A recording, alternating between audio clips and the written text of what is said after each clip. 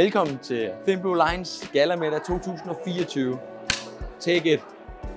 Vi er inviteret til Thin Blue Lines Gala-middag, som er en årlig fest for netop at samle midler ind til at hjælpe veteraner i politiet, som kæmper med PTSD efter at have passet på os. Nu er det vores tur til at passe på dem. Og derfor så har vi den her årlige middag, og jeg er jo ambassadør for Thin Blue Line. Og derfor så glæder jeg mig til at tage dig med til den her aften, som er virkelig rørende og virkelig berigende.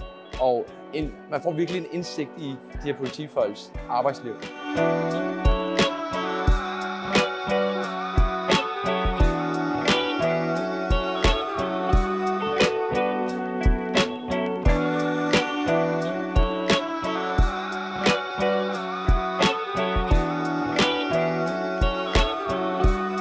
Og hvorfor er du her i dag? Fordi vi skal behandle dem godt, som sørger for, at vi andre kan have det godt og være sikre på gaden og så videre. Så jeg har en enorm respekt for alle dem, der arbejder i politiet, hvad end det er ude på gaden eller som efterforsker eller hvor det er. Så jeg vil gerne vise min respekt og anerkendelse ved at komme. Godt at se dig. Ja. Hvorfor er du her i dag? Fordi der er fest. Der er fest. Og det er vigtigt. Det er vigtigt. Det er en vigtig sag. Det er det. Du har også en vigtig party i Thin Blue Line nu jo, ja, med den digitale rejse. Ja, det har jeg. Og det er jo vanvittigt spændende også i forhold til det år, vi sådan kigger ind i. Der er flere projekter på vej, så det er pisse spændende. Det er fedt. Det er godt, du giver nogle af dine værktøjer videre. Du har meget i værktøjskassen. Der bliver i hvert fald taget rigtig godt imod det. Ja. Og det er også derfor, at det er enormt relevant. Og igen, sagen er jo pissevigtig, synes jeg. Hvad betyder det egentlig for dig som politimand, hele det her event? Det her event betyder rigtig, rigtig meget for mig. Jeg er jo som sagt, jeg er politimand, og jeg kan jo se, hvor meget den her forening rent faktisk hjælper de her kollegaer, som nu er kommet til skade, og deres pårørende i det hele taget også. Og jeg kan jo se, når jeg kigger rundt her, at der er jo rigtig mange af dem, jeg rent faktisk kender. Nogle af dem er min årgang, andre kender jeg fra andre sammenhæng, hvor vi har været sammen, hvor jeg måske ikke helt har været klar over, at de faktisk er gået hen og blevet en del af det her, fordi de er kommet til skade i tjeneste og lignende. Så det betyder rigtig, rigtig meget for mig. Og så har vi jo faktisk, min kone og jeg, hvor blev hun af? Hun er væk nu. Nå, men vi har jo samlet ind til, Thin Blue Line i år. Så vi skal også op og overrække en check til dem. Og det er jeg faktisk rigtig, rigtig glad for, at vi har gjort, fordi jeg kan se det her store arbejde, og hvad det betyder for de mennesker, der modtager tingene her. Ja.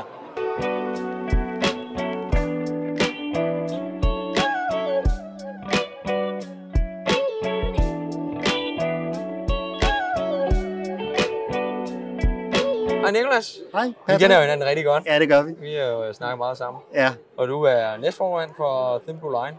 Ja, det kan du tro. Hvad er dine forventninger som næstformand til den her aften? Jamen, jeg håber, at vi skal høre en rigtig mange gode historier, mange rørende historier og mange positive historier. Der vil komme nogle historier fyldt med livsglæde. Der vil være nogle historier, som måske med 9 kniv og en tåre. Men det vil alle sammen være båret af, at det er ægte mennesker. Det er politifolk, der har levet, og nogle familier, der har gennemlevet de her ting. Det er det, vi gerne vil prøve at vise. Vi har jo haft en masse af de her mennesker, der er herinde med i noget, der hedder Police Week, hvor det her er kulminationen på Police Week. Og det er en uge, hvor vi har tilskadekomne politifolk, der får en fed uge med anerkendelse, åndedrætsøvelser, powerboats, ishockey, alt hvad vi kan smide efter dem, og en masse fællesskab og nærvær. Og så er det faktisk deres aften i aften, hvor en masse af både politikere og virksomheder og alle mulige andre anerkender dem for deres indsats. Ja. Velkommen til Gala-middagen, Claus. Tak skal du have. Du om nogen ved, hvad det her det er, og hvad det er af betydning. Ja. Fordi du er selv en politiveteran, må jeg kalde dig det? Ja, det er jo lidt et truet ord, men veteran, jo, synes jeg godt, du må kalde mig. Ja. I hvert fald i blå. Ja. Så jo, jeg ved, hvad det går ud på, og jeg ved, hvor vigtigt det er med sådan en velgørenhedsgalla som den her. Ja, fordi det her det er jo for at hjælpe dig som tidligere politibetjent. Ja. Og dine pårørende, og den situation, du står i, med de ar, du tager med fra det arbejdsliv, du har haft, der galt om at passe på mig og passe på andre. Ja. Og nu er det her, der skal hjælpe dig med at passe på dig. Ja, lige præcis. Det er dem, der passer på mig nu, og det er en mulighed for stadigvæk at være en del af den blå familie. Jeg har stadig blåt blod i årene, selvom jeg ikke er aktiv mere. Ja. Og så er Thin Blue Line fantastisk at have, at jeg stadigvæk kan være en del af en familie der. Ja, og du har et kæmpe projekt sammen med 3 andre, som Vi skal ro over Atlanterhavet, i 2026 der bliver til ved World's Toughest Row. Og det gør vi ikke bare for at sende 4 tosser over Atlanterhavet, men simpelthen for at sætte fokus på Thin Blue Line Danmark, sætte fokus på det der med at se udfordringer frem for begrænsninger, og så samtidig også sætte fokus på det med at finde noget hjælp til veteraner i blå. Og derfor har vi også 3 politiveteraner i båden, og så har vi en krigsveteran også. Ja. Så nu har vi lang tid til at prøve at få lavet nogle ting på at skabe noget larm omkring det her projekt. Ja, det glæder jeg mig meget til at følge med i, og også hvad det skaber af synlighed, både på jer og på den indsats, I viser, fordi en ting er i krydseren, men det er alle de mennesker, der ser jer, krydsen, alle jeres kollegaer, lige præcis. Som og det gælder håbet i sig selv. Ja, og så gælder det også for os om at kunne inddrage så mange som muligt i det her projekt. Det kan godt være, at der kun sidder 4 i båden, men vi er også afhængige af at fungere som familie, så derfor skal der så mange med som muligt jo. Ja. Og vi kommer også til at lave ture for andre til skadekommende i løbet af de næste 2 år. Så. Og jeg tænker også, du skal ud og ro i den. Ja, jeg skal lige ud og prøve den på der. Det så spændende ud. Jamen, tusind tak, Claus, for at dele tak.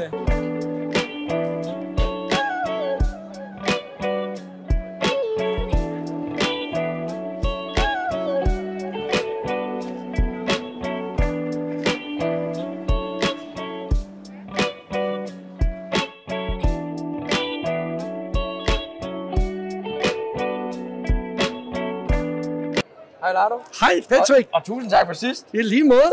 Det var hyggeligt. Ja, det var nemlig. Optimisten. Det var nemlig. Altså, jeg blev inviteret til næste år. Det er også. Sådan. Så giver vi en gas igen. Og jeg skal overrække en pris til næste publikumsvinder. Men nu er vi til Thin Blue Lines gallamiddag her, som du også er med. I hvert fald de andre år, hvor jeg har deltaget. Og du er jo egentlig også politiets ansigt udadtil. På visse punkter. Altså, jeg kunne ikke undgå at lægge mærke til, da jeg kørte ind omkring Østerbro. Et kæmpe banner, der hang med dig på. Og jeg kan ikke huske, om der står kør bil, når du kører bil, eller noget af den stil. Jeg tror også, når man ligger på bilen, eller et eller andet. Det er mega fedt. Ja. Men du har jo meget med politiet til dagligt at gøre, også i og med, at du er et kendt ansigt. Du har mange kollegaer, du ser, som egentlig har brug for den her støtte, som vi er her i aften for at støtte op om. Altså det, jeg synes, der er allerbedst i år, det er jo faktisk, at fokus er på de pårørende.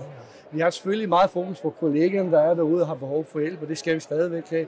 Men i år der er de faktisk på fokus på, fordi hvad er det, der er bagved? Der er jo altid en familie, der er børn og så videre, som har det lige så hårdt, når en kollega er ramt, som faktisk kollegaen på mange måder selv. Så jeg synes, det er rigtig godt i år, ligesom vender billedet lidt om og siger, at nu skal vi se på familien og så videre. Ikke? Jeg faktisk snakkede med min egen kone om det, og hun siger, men det har hun egentlig også tænkt over nogle gange, når jeg bare synes afsted og tænker, fedt, nu skal vi jo lave noget. Så, jamen, der er jo en bagside af medaljen, ikke, hvor hun sidder derhjemme og tænker over, hvordan går det nu, og kan der gå et eller andet galt, og den slags ting. Så jeg synes, det er rigtig godt, at de har taget det her ind, der hedder De Pårørende i år. Ja, fordi det hørte jeg jo en podcast. Du laver jo podcast sammen med Kære Linse her. Ja. Og var det det afsnit med Maja, der var inde, hvor I snakkede lidt om det her faktisk? Du fortæller jo meget flot, hvordan der er din kone, I har en aftale om. Ja, altså vi har en fast aftale om, det er, hvis jeg ved, at jeg er mere et kvarter forsinket, så ringer jeg eller sender en sms, så hun ved det. Jeg har faktisk en kollega med i dag, som kom ud fra et alvorligt trafikuheld på motorcyklen, hvor han var mistet et ben, men heldigvis kom over det, ikke? Og det er jo sådan nogle ting, der gør selvfølgelig, at de pårørende tænker over det. Altså, jeg tænker jo ikke så meget over det, når jeg er på arbejde. Nej, det er der har jeg fokus i det, jeg laver, ikke også, ikke? Men man skal gøre det. Den anden vej at sige til dem, hvordan er det med dem, der er bagved? Hvordan har de det? Hvordan oplever de det? Og især hvis man har børn, hvordan oplever de det i de situationer? Ja, pårørende, Jeg tror, det er vigtigt, at man i tale sætter det. Og det er det, jeg synes, der er fedt her i aften, at vi tager det op i det her forum, så man sådan går lidt opmærksom på, der er også en anden side. Ja, hvor mange år har du været i politiet nu? 39 år. Jeg har faktisk også jubilæum til næste år. Ej, hvor fedt.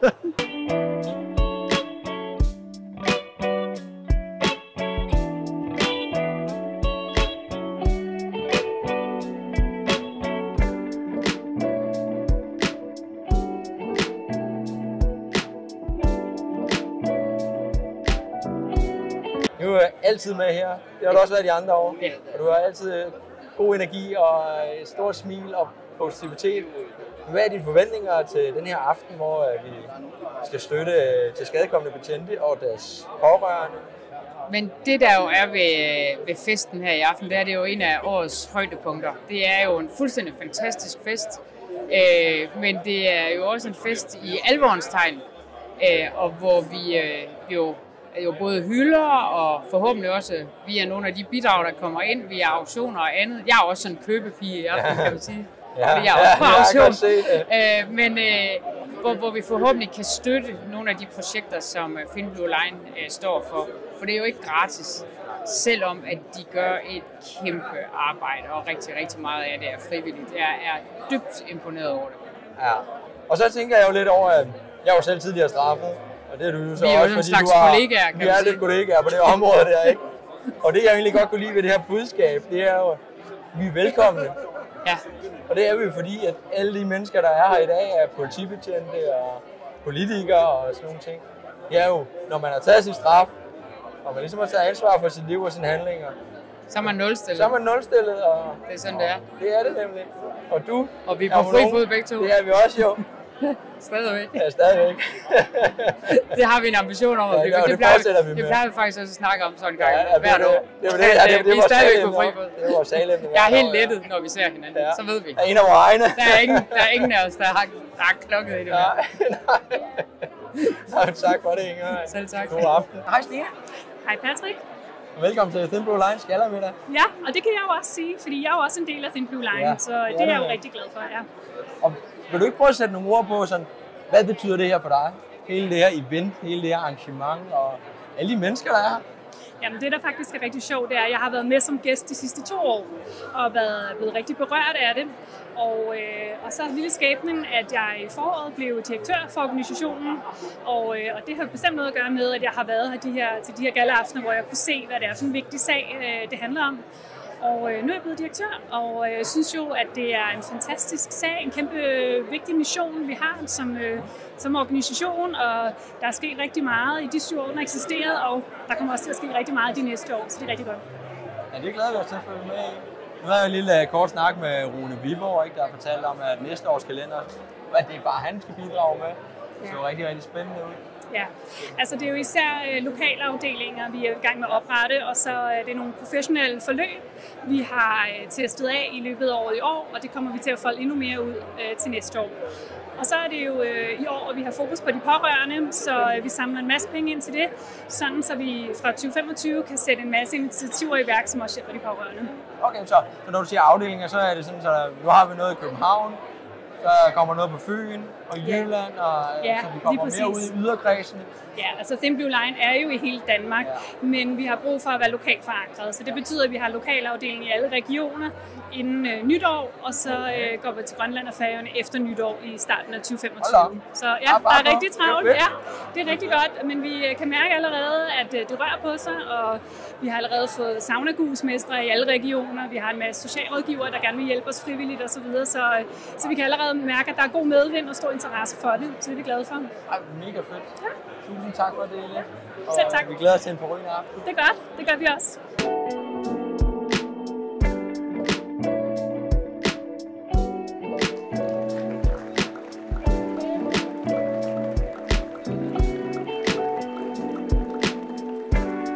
Brødre og søstre i blå, og ikke mindst også de pårørende, som ofte lider lige så meget som den til skadekommende politibetjent.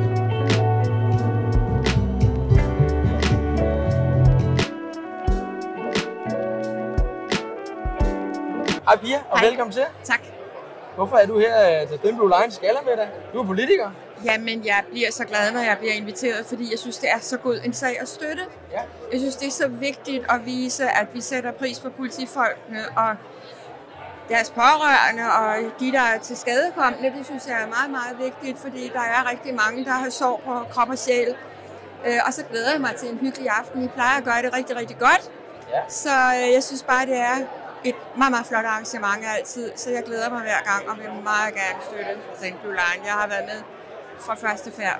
Ja, fordi jeg har jo været med også de 3 andre år. Der har jeg set dig hver gang. Ja, men jeg var lige fra Jesper Dup, så brutalt blev revet væk, så jeg har været med hele tiden. Ja, det var det godt at høre. Det er også en af dine grundværdier. Jamen helt sikkert. Altså, der skal meget til, hvis jeg siger nej tak, så er det noget helt tosset i hvert fald. Ja. Så jeg glæder mig til næste gang. Ja, og dejligt. Hej Michael. Hej. Velkommen til gallamiddagen igen. Tak skal du have. Du er jo også en fast gæst hvert år. Jeg er lidt af inventaret, ja. Og hvorfor er du det? Det er fordi, at jeg selv er ramt af PTSD, har svær PTSD og er afskedet fra politiet med PTSD. Og så er jeg nu pensionist. Så det ved at der kommer til sådan et arrangement som i dag, så støtter vi jo op omkring synlighed, tydelighed. Og så det med, at der er nogle mennesker, som går i stykker, når de passer deres arbejde, og dem skal vi værne om.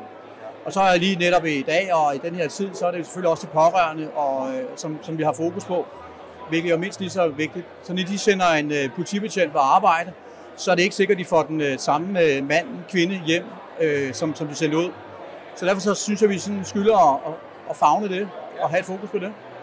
Ja, fordi det ved du jo om nogen så. Det gør jeg. Det var ikke den samme Michael, der kom hjem? Det er jeg ikke, nej. I dag der er jeg formand for Foreningen for Danske Psykoterapeuter, hvor vi også netop lægger et stort fokus på at understøtte mennesker, der har det svært. For at skabe en ramme om at lære at tale om det, der er svært, hvilket jo også har været noget, der har været svært for mig. Sådan, vi taler om maksokultur og tavsekultur. Så det er sådan med at lave et arrangement som det her, så tydeliggør vi i hvert fald, at der er nogen, der lider, og procentsatsen den er desværre høj, og derfor skal vi have nogle flere ressourcer til at understøtte politimanden, familien, både før, under og efter, at der er risiko for, at de går i stykker. Ja, og hvis man er interesseret i at dykke lidt ned i din historie, så har du jo en bog. Jeg har lavet en dokumentar, der hedder De Usårlige Betjente, og så har jeg skrevet en bog, der hedder Panser. Og i Panser, der kommer jeg ind på mit politiliv, som er en skildring af en ung mand, som vokser op ude i Vestegnen, med de kår, der nu hører til det, og så ellers stå forrest og opdage, at det panser, som politibetjentens uniform kan fremstå som, det krakelerede. Og til sidst så kunne jeg ikke stå på mål for det, jeg nu blev budt der og gik i stykker. Det er en rigtig god den bog. Tak, du har læst den? Jeg læste den sidste forår, mener jeg det var, eller i sommeren i hvert fald. Ja. Meget fængende. Tak. Og rørende også. Ja, tak. Også fordi du er meget relaterbar til, når man som menneske, jeg er ikke politimanden, men jeg kunne sætte mig ind i de følelser og de tanker, du er rigtig god til at beskrive. Tak. Og så er der jo De Usårlige Betjente. Er det ikke på DR, den ligger? Den ligger på DR. Jo, det er 4 programmer, og nogle af de deltagere, som er med i den dokumentar, som fandt modet og stod ved siden af mig, og så tog at tale om det, der var svært. Mange af dem er til stede her i dag også. Og jeg ville ikke kunne have lavet den dokumentar uden at få støtte af andre tidligere kollegaer, som fandt det vigtigt, som jeg gjorde, at så tale om tingene. PTSD er jo en usynlig lidelse, og det kan være rigtig, rigtig svært at forstå for Danmark og den danske befolkning, men det kan også være rigtig svært at forstå for de pårørende og de kollegaer, som kan være omkring en. Det kan være sågar rigtig svært for dem, der bliver ramt af PTSD, at forstå, hvad er det her egentlig for noget. Og sådan ganske kort, så er det jo undgåelsesadfærd, overreaktioner, og så er flashbacks og mareridt, som vi dykker ned i en gang imellem. Og så bliver vi bare ramt, og kan faktisk ikke rigtig styre det. Så det er en af de svære ting. Tak for, at du er her i dag, og tak for, at du har lyst til at sætte nogle ord på. Og, tak. Jeg glæder mig til endnu en forrygende aften. Det har været de andre år også. Jo. Jeg er sikker på, at det bliver en fantastisk aften. Tak for, at jeg måtte bidrage med noget også her. I was wrong to say I loved her. I was wrong to think I'm right. When I told her it was over, oh my darling, I had lied. I've been running from my demons.